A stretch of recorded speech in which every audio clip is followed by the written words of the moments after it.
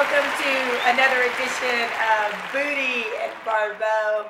I'm Rachel Baribeau, and he is Josh Booty, and we are so glad to have you along to talk about Week 12, Josh Booty. What in the world? Where did the college football season go? Blink, and you miss it. Yeah, we've had some great games, and the schedule has been awesome. There's so many good ones coming up in the next 2 or 3 weeks. We've got rivalry weekend. We've got championship games in the different conferences. We're getting teams knocked out of the bowl or the playoff picture right now. We've got teams that are kind of inching its way into the picture. So it's fun to see the playoff pairings. It's fun to see who's emerging as the great teams in the national picture. And we've got some wonderful players that are making their mark this season. And last week was a lot of fun. We saw some great ball games. We saw Alabama again demoralize Mississippi State in their pass game and their rush game. I mean, Alabama's just doing such a fine job. And then you've got teams like LSU that are now on a 2-game skid, and teams like Georgia who actually fought back hard and won a big game against Auburn. So we had a lot of fun last week watching football. Yes, we did. And I'm smiling over here because you know it. I'm gloating because I'm not often right. I'm not the normal woman that says I'm right all the time. I'm willing to say. You're pretty good. You're pretty good at what you do. You're pretty good. You picked some winners this week. I did. I picked Arkansas over LSU and Oklahoma over Baylor. I just think Oklahoma has been getting better. I think Arkansas is on the uptick, and I think that Alabama literally broke the will of LSU. They have not been the same since. And I think that could happen. And I often look kind of beyond the stats of psychologically what's going on with the team. How much do they believe? What do they believe? And I really think there was a line of demarcation, and it was that Alabama game for the LSU squad. Yeah, I think so. Alabama completely demoralized LSU in their run game. And it takes a couple of weeks to kind of get through that because it's such a big deal. Like that game was so big to LSU, and even though it was on the road in a tough environment, and you've got probably the best team in college football that you're going up against a great football coach in Nick Saban, just the way in that they lost. It's like Georgia. If you look back 5 or 6 weeks ago when Bama went to Georgia and demoralized them, they had no pass game. Nick Chubb got hurt. They had nothing really to show for that game after. There was no moral victories at all, and that's what happened for LSU. And it took Georgia 4 or 5 weeks to kind of get over it. And I think that's what LSU. It's going to take them a week or two to get over it. They go on the road against Ole Miss this week. They're 4-point underdogs. It doesn't get a lot easier for them. So when Bama comes in and smashes you, or a good team comes in and smashes your hopes and dreams of playing for a championship at the SEC level or on the national level, then it takes a whole lot to get back on track. And I think that's where Les Miles and leadership has got to kick in. And I need to see that, but LSU needs to see that. And that's what happened with Mark Richt in Georgia. It took them for a downspin. All right, you mentioned quarterbacks, and somebody reached out to me today and asked me to comment on SEC quarterbacks, and particularly what was going on with Harris, what was going on with Coker, and could they keep their teams from going to a national championship. And let me back up, Josh.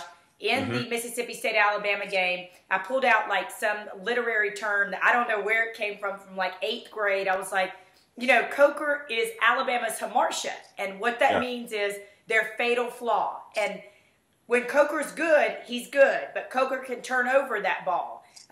Coker, Harris, all these quarterbacks. We could talk Grayson Lambert. There's a number of quarterbacks in the SEC, and I'm just curious as to kind of what's going on with SEC quarterbacks in your opinion.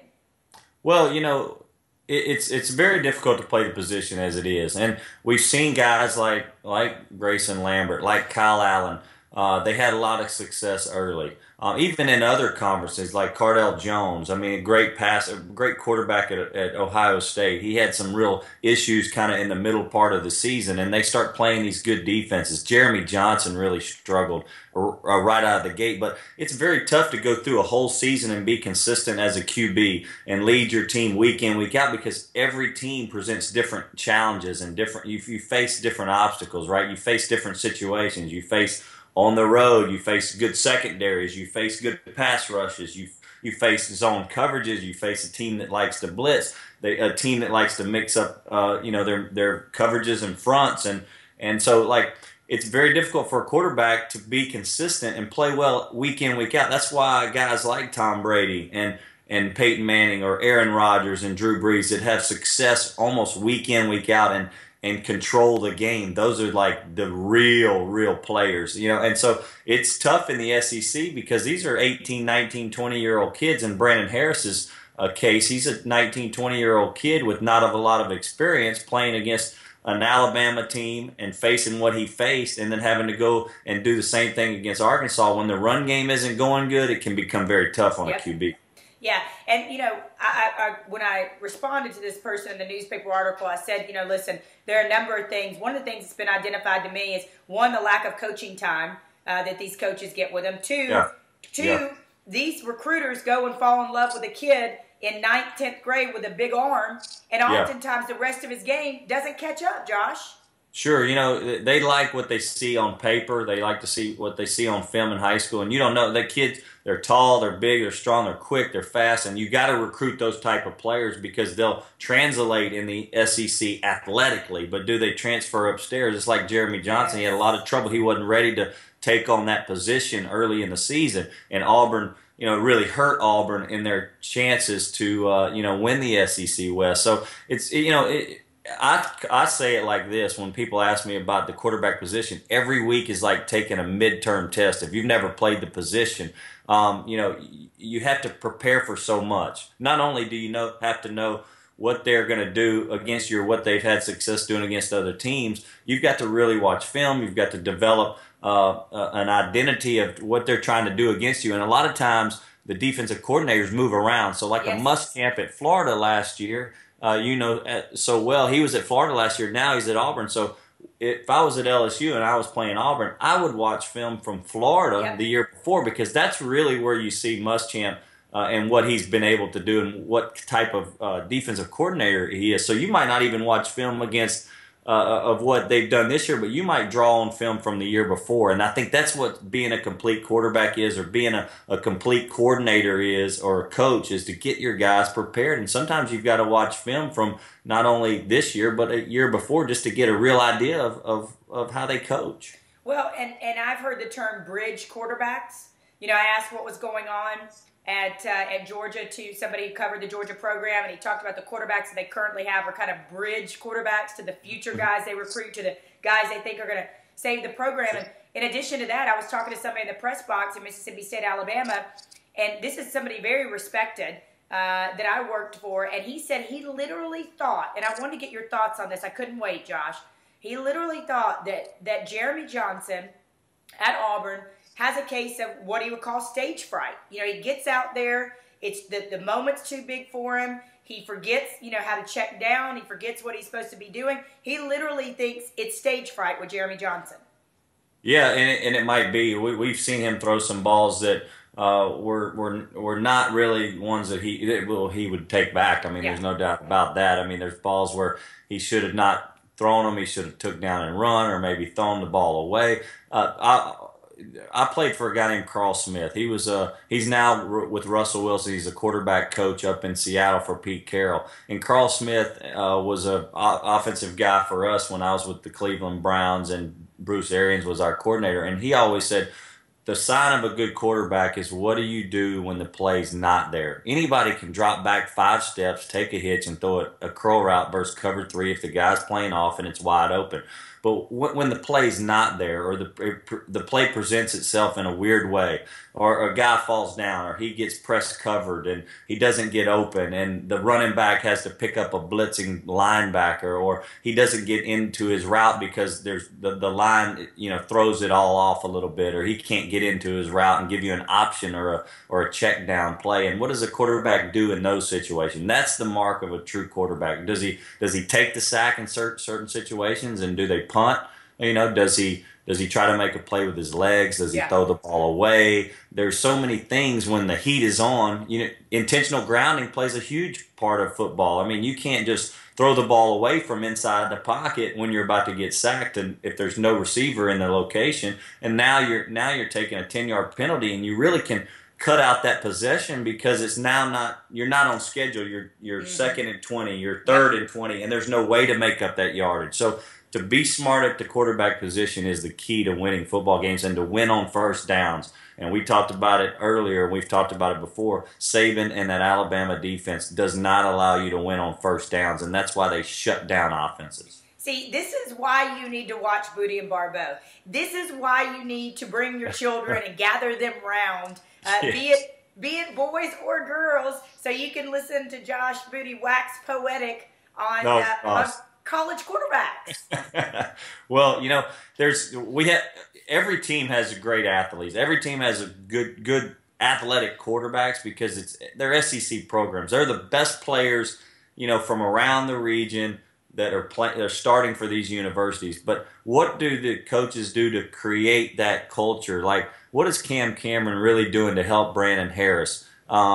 Complete passes on Saturday. What have they done all off season to get him to the point? Have they relied too heavily on the run and practice to get him ready for Saturdays when their back's against the wall and they need to score points and they're down because LSU doesn't look like they're geared for that situation? So, I blame a lot of it on coaching issues with these quarterbacks, but there's a lot of situations where, things go well. Will Greer, before he got suspended, Jim McElwain had him playing great football. Absolutely. So you see the good and the bad, Rach. You see the good and the bad. Yeah, and you look at his counterpart, and listen, he did a serviceable job. He did a good job, I should say, at that LSU game. But since then, that offense has taken a step back. And listen, when they face the Alabama Crimson Tide in the SEC championship, I just don't see them having any success offensively because that front, that NFL-esque front with like 9 guys legit that get brought in and out, right? So they stay fresh, rotated in and out. That's where quarterback's going to die, Josh. And Trion's not going to have any success, in my opinion, against him in the SEC championship. Yeah, it's going to be tough for Florida because they're not a real offensive juggernaut. They're going to have to play close on defense. They're going to have to play out of their minds on defense, and then they can't turn the ball over on offense. And they've got to hope for a couple of big plays and maybe a turnover here and there for them to be able to contend with a team like Alabama because they're so physical. What Alabama does is if you've got a weakness, it's gonna look real weak against them because they're that good. So if you're an offense that cannot, or a defense, either side of the ball really, even in special teams, if you have a weakness, they'll exploit it. And that's what Saban's so good about. But he's got the players to be able to control that. If you don't have the players who control that and figure out their weaknesses or really hone in on a team's weakness, it's like LSU's not a great passing team. So what do? You stop the run and make them pass. And then they're vulnerable to winning football games because they can't cut the mustard at that point. And that's when you find out who the good teams are at the end of the season. Teams that can cut the mustard on both sides of the ball. Cut the mustard on both sides of the ball. You get that kind of wisdom here at Booty and Baribeau. I want to, before we finish the podcast this week, and we'll be coming at you a little bit later on in the week, let everybody know the Friday night before the SEC Championship, if you're in Atlanta, if you're a Florida fan, we presume an Alabama fan, or if you're just in Atlanta, we're going to be throwing an awesome party in conjunction with the Kevin Turner Foundation. I climbed Kilimanjaro for my friend Kevin. We made a movie about it. And, just by the way, Mike Ditzka narrated it, and so we're going to be showing that at Burn Lounge in Buckhead. And then afterwards, my partner Josh Booty, myself, we're going to have some SEC legends. We're going to have music, bourbon, cigars, and we want you to come and join us and celebrate the SEC Championship. Yeah, it's going to be a fun event. It's only 2.5 weeks away. I can't wait to get to Atlanta. It looks like we are going to see Florida and Alabama if Alabama can continue to do what it's done. Auburn's a little down, so that rivalry game is going to be, I would think, would go in Alabama's favor. But who knows?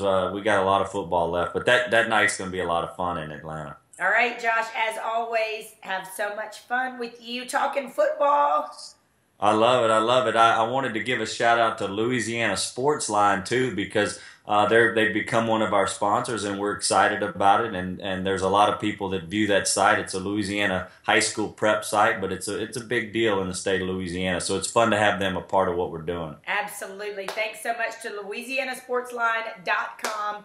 Go check it out. For Josh Booty, I'm Rachel Baribeau. You guys have a great night. That's right.